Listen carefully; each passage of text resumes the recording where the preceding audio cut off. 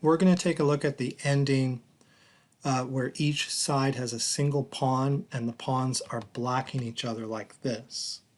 So in this position it's white to move, and white would like to win the b6 pawn and then queen his own pawn. In order to do that, he's going to try to reach a key square. For blocked pawns like this, the key squares are the three squares right next to the enemy pawn. So white would like to try to get to one of those three key squares. He can do it by playing king to d5, gaining the opposition. And that forces the black king to step aside, and then white moves up and attains one of the key squares. So what happens after you get a key square?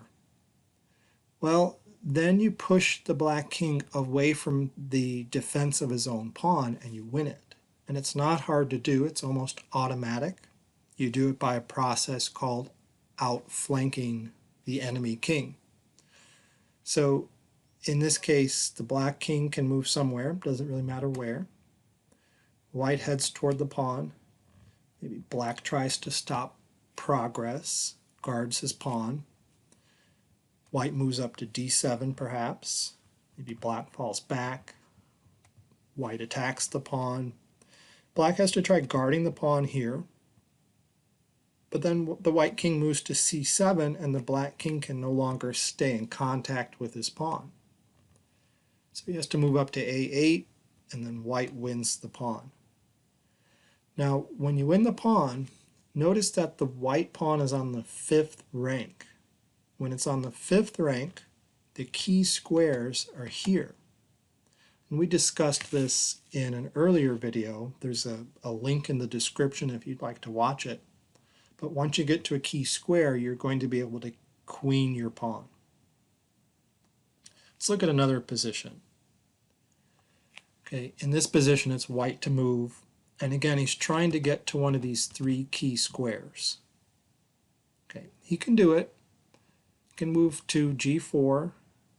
Black better try to protect the key squares, but again white gets the opposition, forcing the king aside. Okay, so the king moves to g5 and has one of the key squares. So that means by an outflanking maneuver, white will be able to win the pawn on d5. But there's a problem. There's a big difference between this position and the previous one.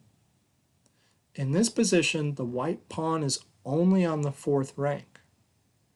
That means winning the pawn on d5 is not good enough, because once the king grabs that d5 pawn, he still has to attain one of these three key squares, 2 squares ahead of his pawn. And the black king can defend them. Let's see how this might work. Okay, we'll have white head toward that pawn. Black can try to defend that pawn for a while. Eventually he'll have to head back. White can grab it, but then black steps right here, gaining the opposition and guarding the key squares of the white pawn. And white will not be able to make any progress. And the game's a draw. In fact, black didn't really have to try so hard. Going back to the beginning, black doesn't have to try to defend these key squares or defend the pawn.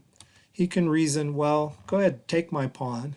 As soon as you take my pawn on d5, I'll just move to the d7 square. So maybe white goes here and black hangs out on the back rank for a while. And then as soon as white takes that pawn, the black king steps up and grabs the opposition. Of course, black doesn't want to make a mistake here. He doesn't want to go to d7 and then allow white to take the pawn, because now white has the opposition. Black will have to step aside and white will get one of the key squares and win the game. Okay, but we saw it was pretty easy for black to defend. Let's look at another example. It's black to move in this position, and black has one drawing move. Maybe try to find it. Pause the video. Okay, black's only drawing move is to push his pawn to c5, fixing the black or the white pawn rather, on the fourth rank. And just like we saw in the last example, black can allow his pawn to be captured, and when white captures it, he can step to c7 and gain the opposition. So play might proceed like this, and then it's a draw. Notice that was the only drawing move. If instead black tries to move his king, then white has one winning move in this position. Okay, he'd push his pawn to c5. So now if white wins the pawn on c6, he will already be standing on one of the three key squares for his pawn, and he'll be able to queen. And he can easily win the pawn by getting to one of these three key squares, which black is nowhere near defending. So this might happen. White would win it.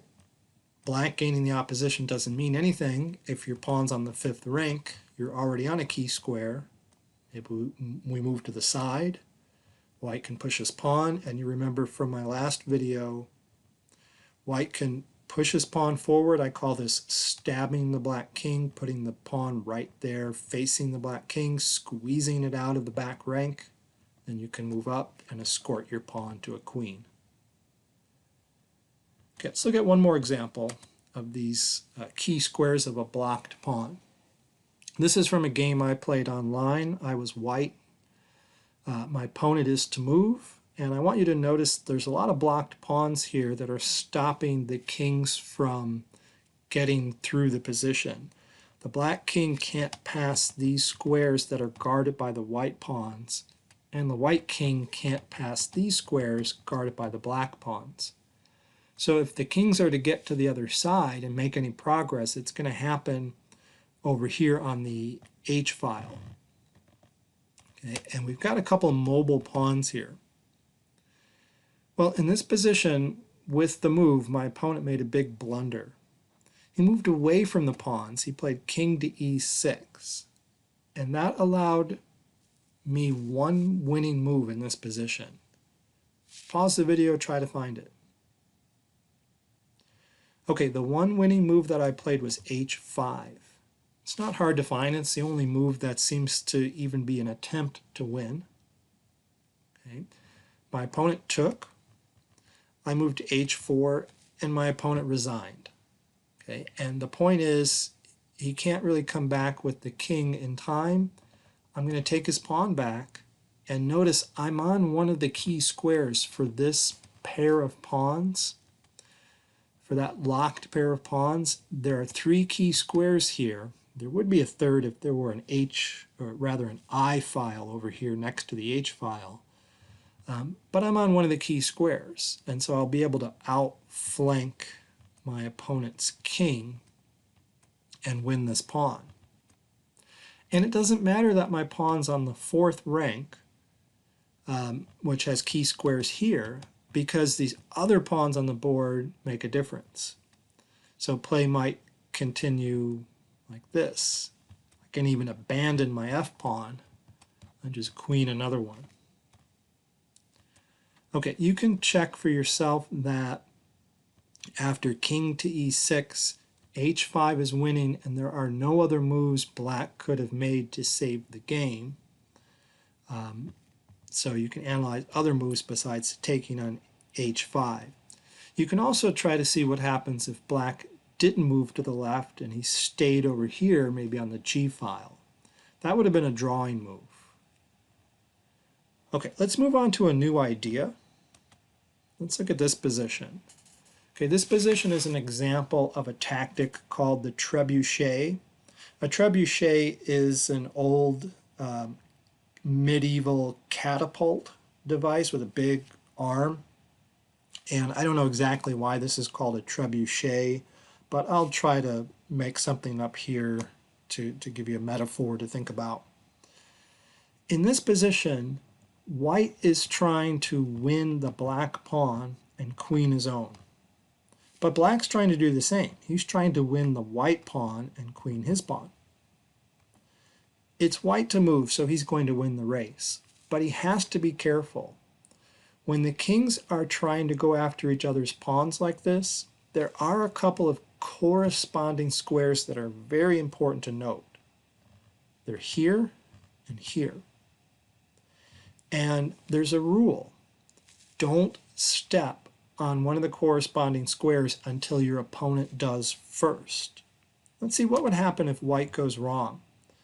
If white plays king to e5 in this position, let's run with the metaphor here. Let's say white just loaded himself onto the trebuchet, and he's ready to be flung away by black stepping onto the other corresponding square. And it's white's move, and he can no longer stay in contact with his own pawn. Notice the black pawn has that square covered. So the white king has to abandon his pawn, and he loses it, and he'll lose the game. So the metaphor I'm going to say is white loaded himself onto the trebuchet, black steps on it and flings the white king away, just like a catapult. Okay, so white doesn't want to do that. So back to the original position, white doesn't want to step onto the trebuchet first and have black fling him away. So he avoids that square and he attacks the black pawn from behind. Now black has to guard that pawn, otherwise he's going to lose it, and then the white king will step aside and he'll be able to queen his pawn. Okay, well, there's only one square to move to guard the black pawn. The white pawn has c5 covered, so he has to move to c4 to guard it. But he just stepped onto one of the corresponding squares. He just loaded himself onto the trebuchet, so white can fling him away by stepping onto the other side of the trebuchet. And now black cannot stay into contact with his own pawn. He gets flung away. White wins the pawn and will win the game. Okay, easy to queen. Okay, so that's a trebuchet. Let's look at another example. So this is a more extreme example where the kings are further apart. But for this trebuchet, here are the corresponding squares. White's going to attempt to win the black pawn by going after it over here, but he's going to have to stay away from that trebuchet square. He's going to have to go around it. Likewise, black will try to get white's pawn by going around that trebuchet square like that. But it's white to move, so he's going to win this race. Okay, so white goes up, black comes down, white goes up, black comes down. And now don't make the mistake, do not go here and get yourself flung off of the trebuchet and you'll lose your pawn. Go around that corresponding square, these corresponding squares, go around yours, black goes around his. White attacks the pawn from behind first before black got a chance to get there. So black has to guard it, and then white flings him away like that. Wins the pawn and the game. There's no other defense in the original position. Once white moves here, you may wonder, does black have to go down and attempt to win that white pawn, or can he defend from the front? Well, the problem of defending from the front here is white's going to easily get to one of these key squares of the locked pawns or blocked pawns. And his pawn is on the 5th rank in this position. That's good. That means when white takes the d6 pawn, he'll already be standing on one of the 3 key squares for his pawn. So after king f4, maybe black tries to defend this way. But he's nowhere near in time to stop white from getting to a key square. So he falls back. By the way, if he goes there, he's going to make it really easy to grab that pawn. So maybe he goes over here or something, or back here. White goes after the pawn. And already he's going to lose it, and it doesn't matter if black gains the opposition because we're on a key square. Our pawn is on the 5th rank, and we're going to win by stabbing that king and squeezing it out like that. Okay, and we'll look at one last example of a trebuchet. Same position as the last one, but with everything moved down a rank toward the white side of the board. So the big difference is the white pawn is on the 4th rank. Okay. So if white heads for the black pawn and black heads for the white pawn, we already saw that white is going to win that race. Again, don't step on that square. White's going to win that race. Then black will have to step onto the trebuchet and white flings him away. So how does black defend? Well, now black defends from the front. He doesn't care if he gets his pawn taken because the white pawn is on the 4th rank, so its key squares are 2 squares ahead. And so as soon as white takes the d5 pawn, black will be ready to step on d7, gain the opposition and defend the key squares. So black doesn't even have to try very hard here. You can just sit back here, let white take the pawn, and then grab the opposition, and the game is drawn. Okay, let's look at an example of blocked pawns on a rook file. When the pawns are on a rook file, the defending side has more chances to draw. Okay, we saw in our other video, linked in the description, that there are 2 drawing methods for the defending side.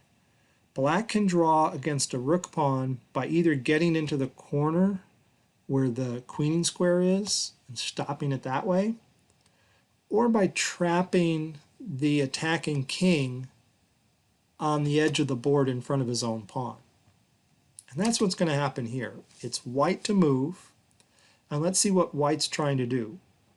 White's trying to move 1, 2, 3, 4, 5 moves to capture that pawn, and then step aside and queen his pawn. Well, what can black do productively in 5 moves? Well, you can go here 1, 2, 3, 4, 5.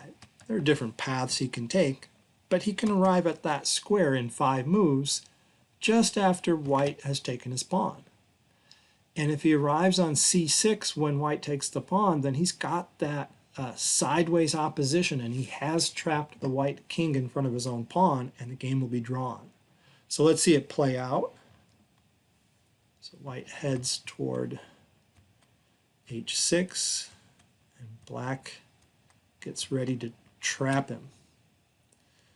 Okay, and white would have to step up. Black goes up and follows him and shadows him. Maybe he pushes his pawn. Maybe black goes up. Now, white has a choice. He can come down, but you remember then black can get into the corner and draw that way.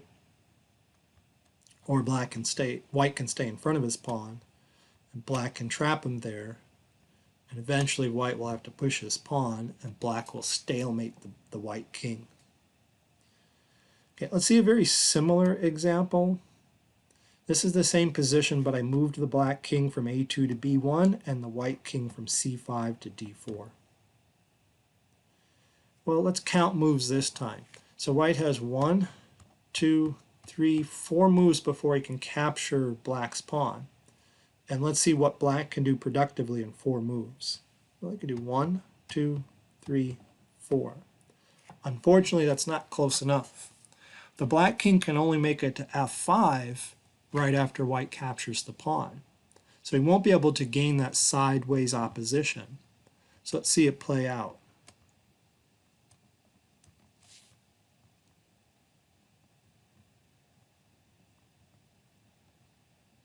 Okay, so white now can get onto g7, one of the 2 key squares for his h-pawn. And black can't do anything to stop white from queening. Okay, so when the blocked pawns are rook pawns, forget about the key squares, just count it out.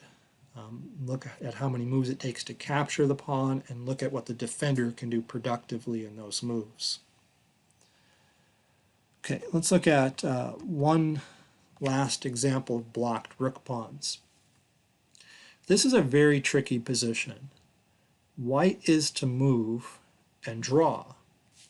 Black is trying to come down here and win that a2 pawn, then step aside and queen his own pawn. And white's going to try to stop him. Well, white has only one drawing move in this position. Can you guess what it is? Well, almost any sane person would guess this, unless they thought about it and they were really good at chess, because that heads toward the pawns. But it turns out that move actually just loses. Okay? Black can win by playing king to f6, king over here, and then rush down toward the pawn.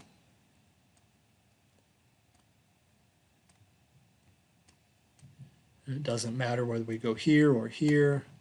We're going to get the pawn, and we cannot get the sideways opposition. We're going to be able to step aside and queen. So king to f8 actually draws. And by the way, king to f6 I think is the only drawing move there. I don't think you want to rush. Let's check that out. What if you rushed this way?